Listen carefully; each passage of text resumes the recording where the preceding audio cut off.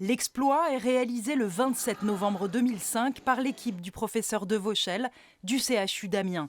Isabelle Dinoir sera la première patiente au monde à bénéficier d'une greffe de la face. Elle a 38 ans et son visage est défiguré après avoir été mordu par son chien. Au bloc, les chirurgiens lui transplantent le nez, les lèvres et le menton d'une donneuse en état de mort cérébrale. L'intervention dure 15 heures. La prouesse est saluée mais aussi critiquée par une partie du monde médical qui s'interroge sur les implications éthiques et psychologiques de la greffe de visage. Isabelle Dinoir fait sa première apparition en public au CHU d'Amiens en février 2006 lors d'une conférence de presse qui réunit les médias du monde entier. Elle a retrouvé un visage. Après des semaines de rééducation intensive, elle peut à nouveau boire, manger et parler difficilement.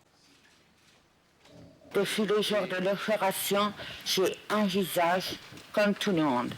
Dès la sortie, je compterai un énergie de famille et par la suite une activité professionnelle.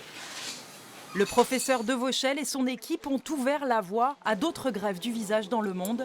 La première greffe partielle est réalisée en 2006 en Chine sur un homme défiguré par un ours. En 2009, le CHU d'Amiens réalise sa deuxième greffe partielle de visage sur un homme de 35 ans. Il faut attendre 2010 pour qu'une équipe de chirurgie à Barcelone réalise la première greffe totale de visage. Plus de 10 ans après sa transplantation, le 22 avril 2016, Isabelle Dinoir, âgée de 49 ans, décède d'un cancer. Elle restera dans l'histoire comme la première femme greffée du visage. Depuis la première mondiale à Amiens, il y a 20 ans, 50 greffes de la face ont été réalisées dans le monde, dont 3 à Amiens. Une intervention très encadrée qui garde un caractère exceptionnel.